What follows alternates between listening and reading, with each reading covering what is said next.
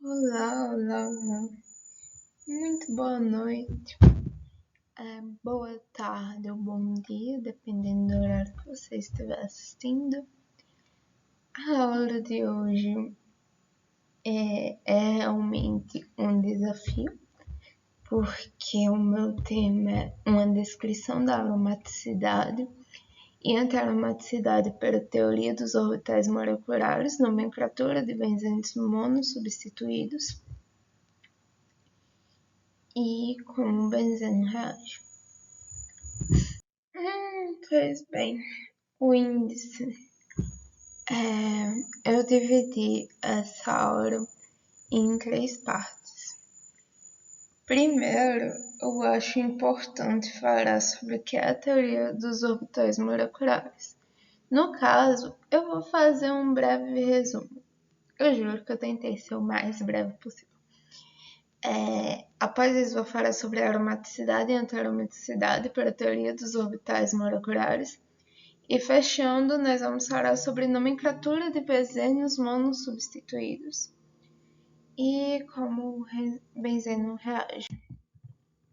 Bem, a teoria, parte 1 da aula, teoria dos orbitais moleculares, um breve resumo. Bem, é o seguinte, a teoria dos orbitais moleculares, também chamado de TOM, porque ninguém aguenta ficar falando esse nome gigante o tempo todo, surgiu para explicar alguns dados que davam diferente da teoria que existia nos experimentos. Esses dados que não batiam com o que se conhecia na época era o primeiro paramagnetismo da molécula de O2, que é o seguinte, moléculas paramagnéticas possuem elétrons emparelhados e moléculas diamagnéticas possuem todos os elétrons desemparelhados. Aí a dúvida era, como o O2 tem efeito paramagnético, ou seja, de possuir elétrons desemparelhados, mesmo com elétrons emparelhados, como a gente pode ver pela teoria base, né? Não tem sequer um elétron desemparelhado pela teoria clássica, esteja tão circulados, mas experimentalmente não era isso que se mostrava o comportamento. Bem, também surgiu para explicar sobre a ressonância do benzeno, que é o seguinte, o benzeno até às vezes é representado por um hexágono e um círculo no meio. Por quê? Porque está fazendo ressonância praticamente o tempo todo, tá? E o que isso significa? Significa que os elétrons estão tão bem distribuídos que na prática é como se tivesse 1,5 riscos por lugar. Não é como se eles fizessem uma dança que só tivesse lugar para 2 ao mesmo tempo, um por vez. Não, tá todo mundo ao mesmo lugar ao mesmo tempo, tudo, todo lugar ao mesmo tempo. Acho que esse filme ganhou Oscar, não foi? Eu tô precisando voltar a assistir uns filmes. Pois bem, e também vocês que trabalham, estudam com física, sabem que desenhar um risco meu não é bem uma possibilidade ainda, mas na correria, suponham, e também quebrar a teoria toda, ia ser complicado. E na experimentação a gente não trabalha para adequar a realidade ao que a gente tem, não, a gente trabalha para descobrir o que a gente tem, para entender assim a realidade. A gente não molda a realidade, a gente molda o nosso conhecimento, a gente faz isso estudando mais. Em resumo, a TOM surge como modelo aprimorado de ligação química para explicar propriedades moleculares que a gente ia descobrindo, mas não tem explicação. Pois bem, um pouquinho de história. A teoria clássica é a teoria da ligação de valência. Se vocês perceberem nessa teoria daqui, os orbitais das moléculas estão aqui, ó, sem se ligar aqui. Sem se ligar aqui, só está se ligando nessa partezinha roxa, que é um bagulho minúsculo. Olha aqui. Elétrons, de acordo com a teoria clássica de valência, os elétrons de valência estão localizados, então a gente sabe onde eles estão. Orbitais atômicos sempre preenchidos se sobrepõem, que é essa parte roxinha, que eu circulei de azul também, ali o vermelho mais forte. Orbitais atômicos sempre preenchidos sobrepõem-se para formar ligações e dá enfoque aos átomos. Esse pontinho preto é o átomo, beleza, gente? Esse é um átomo de hidrogênio, esse é um átomo de hidrogênio, esse é um átomo de cloro, assim por diante. Bem, já sobre a teoria do tom, lembrei do tom em Cherry, devia ter botado nos slides, eu só não estava lembrado, não vou fazer agora não. Inclusive, vocês gostaram do efeitinho espelhado? Olha que chique. Bem, enfim, foi formulado por Robert. Nessa teoria, os orbitais atômicos se combinam para formar orbitais moleculares. Depois eu falo um pouco mais sobre porque tem dois formatos diferentes, mas eles fazem basicamente isso. Se vocês perceberem, essa camada externa está toda se conectando, a mais próxima também. Então dá um enfoque maior na molécula como um todo, e não é mais só uma partezinha que se liga, mas sim como toda a área está numa só consonância, digamos assim. Orbitais moleculares se espalham para a molécula e elétrons de valência estão deslocalizadas de não se levantar direito. Dá um enfoque na molécula, como eu já disse anteriormente. Bem, sobre a teoria em si, a combinação de dois orbitais atômicos gera dois orbitais moleculares de baixa e um de alta energia, sendo metade espalhados para a molécula. Vou explicar melhor isso com o tempo. Os orbitais de baixa e de alta energia se dão por interações aditivas. No caso, as aditivas são essa daqui com maisinho, que tem baixa energia, e a parte ligante. E também, em contrapartida, temos as subtrativas, que tem alta energia, que tem o nó, que é um lugar que a gente sabe que não está o elétron, a gente não sabe direito onde está o elétron, mas a gente tem certeza que não está no nó. E resumo é isso. Sim, depois eu explico melhor. Mas enfim, essa só é a representação em gráfico, né? No caso a energia que sobe dos orbitais. Vocês devem lembrar de SP1, SP2, SP3, que é da teoria clássica. Nem sei se eu deveria estar chamando de teoria clássica, mas é a teoria das ligações covalentes, não? Só um mosquito da dengue. Ai, gente. Se eu pegar dengue, já sabemos onde foi. Meu Deus. Espero que não. Enfim. Continuar com a hora, né, gente? A interação aditiva. A interação aditiva, falando mais propriamente dela, não? Ela é ligante. Ela tem maior probabilidade de se achar elétrons. Gera uma OM, que no caso seria um orbital molecular de baixa energia. Cadê? Aditiva. Estamos falando dessa aqui, viu? Eita. Estamos falando dessa daqui, viu, galera? Forma uma ligação, um orbital molecular de baixa intensidade, aumenta a densidade eletrônica da região internuclear, que aqui embaixo não tem, né? Aqui embaixo tem um nó, mas aqui em cima não tem esse nó. Então, a maior probabilidade é de estar por essa região. Aí, aumentando essa densidade eletrônica, tem a maior probabilidade de se achar elétrons e, portanto, a maior probabilidade de fazer ligações. Tanto que o nome dessa parte é parte ligante. Sim, é uma interação construtiva também.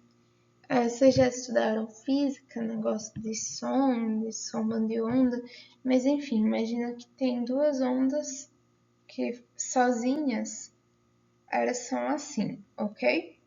Juntas elas ficam assim. Resumo é isso. Então, o ponto alto seria onde está esse pontinho vermelho agora. Aqui, essa parte de cima, entendeu?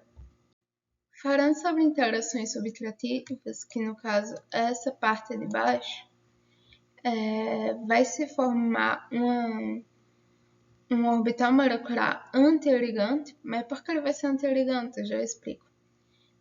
Vai gerar um orbital molecular de alta energia, um OM de alta energia.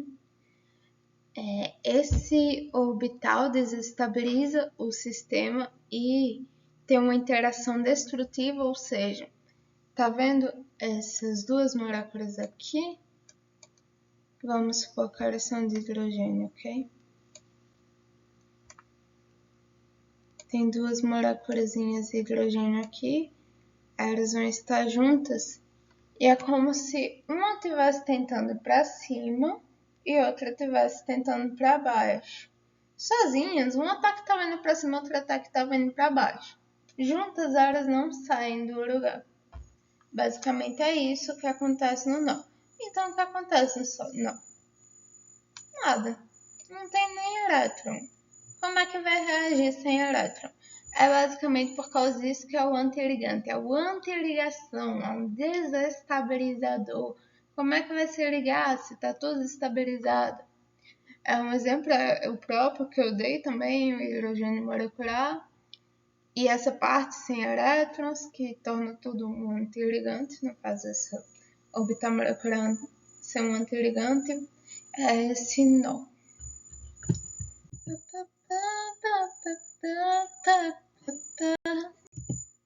Eu passei? Tá. Agora sim, um breve resumo, 12 minutos, e vamos para o conteúdo propriamente da hora. Aromaticidade e anti-aromaticidade pela teoria dos orbitais moleculares. Bem, falando primeiro da aromaticidade pela teoria dos orbitais moleculares, o benzeno possui 6 elétrons P e eles ficam alocados nos orbitais ligantes OM-Y1 e OM-Y2 e OM-Y3. Os orbitais antiligantes ficam vazios, sendo assim, OM-Y2 e OM-Y3 são os HOMOs e os OM-Y4 e OM-Y5 os LUMOS. Bem, em resumo, orbitais P isoladas, ok, do orbital, já junta tudo isso, virar hexano aqui. Eu consigo arriscar em cima de mim?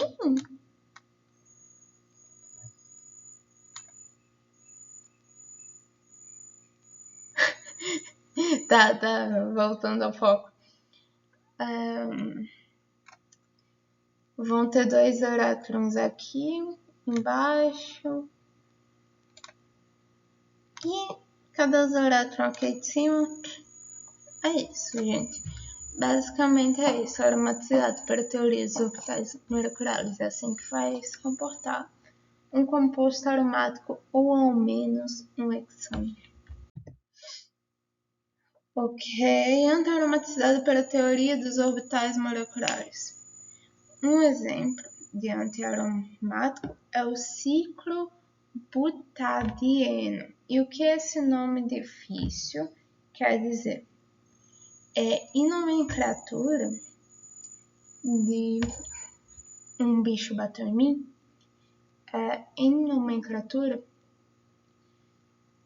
nós dizemos para compostos para hidrocarbonetos, tem só um carbono rodeado por hidrogênio, metil, grupo metil. Tem 2 carbonos rodeados por hidrogênio, grupo etil. Tem 3 carbono rodeado por hidrogênio, grupo propil. Tem 4 carbono rodeado por hidrogênio, grupo butil. Ok, vamos supor que o grupo butil, esses 4 carbonos rodeados por hidrogênio, eles se juntaram e formaram um belo de um círculo quadrado. A gente vai chamar de ciclo. Ciclo butadieno. Mas por que di? Porque tem 2 di ligações duplas. O E significa ligação dupla. Enfim, o ciclo butadieno é antiaromático, ok? Combinados? E os orbitais deles são os seguintes: 2 elétrons aqui, um elétron aqui, um elétron aqui. Você pode perceber que ele tem muito mais instabilidade, que é típico dos antiaromáticos, e eles estão muito mais predispostos a se ligar, porque antes a gente viu que estava tudo completinho. 2, 2, 2. Lindo, lindo. Agora aqui só tem um. Ele vai tentar se ligar a alguma coisa, um antiaromático. Enfim, continuando. Os 2 elétrons OMs não ligantes não contribuem para a estabilização da molécula. Estamos falando desses aqui, não ligantes. No total, a energia HMO, orbitais moleculares escritos por esse negócio, é a mesma do que para 2 ligações duplas isoladas. No entanto, como esses elétrons ocupam OMs, no caso orbitais moleculares de alta energia, eles estão mais disponíveis para reações químicas, e também porque estão sozinhos e eles vão tentar se juntar com algo. Se os dois estivessem juntos, tal, não saberia como é o comportamento, não tem como adivinhar sendo nada, mas continuando. Chegamos no nosso último tópico. E o bicho tentou entrar no meu ouvido. Daqui pro fim da hora eu já vou ter comido esse bicho, provavelmente. Quase uma série de sobrevivência na floresta. Nomenclatura de benzenos monossubstituídos e como reage essa frase. Essa frase é muito interessante. Toda vez, não é toda vez, mas é a segunda vez que eu pego um layout pronto e ela vem. Eu sempre acho interessante deixar ela, porque a pessoa que escrever isso, as oportunidades de negócio são como ônibus, sempre haverá outro em breve. Não moro num lugar com um sistema de transporte ineficiente. Às vezes em breve significa daqui a uma hora, talvez. Vai integrar? Não sei. Será que vai? Será que vai estar de bom humor hoje, máquina? Vamos lá. De fato, indo para o assunto, sobre a nomenclatura de benzeno. Bem, eu acabei de falar um pouco sobre nomenclatura, mas sobre a de benzeno, né? Temos aqui o 2-cromo. Escolher uma corzinha, vou ficar no roxo. Já estava usando um, vou escolher um azul. Falo que vou acelerar, depois acelero e volto, né, gente? Pois é. Tem o nitrobenzeno aqui em cima. Aqui nós temos posição 1. Aqui nós temos o bromo.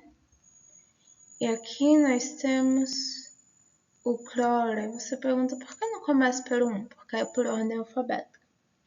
Aí nós temos aqui a informação que na posição 2 tem um bromo. Na posição 4 nós temos um cloro. Na posição 1 nós temos um nitro. E por que tem benzeno aqui? Porque é um anel benzênico. Anel benzênico, rapaziada, tem que ter muito bom coração, mas vocês têm.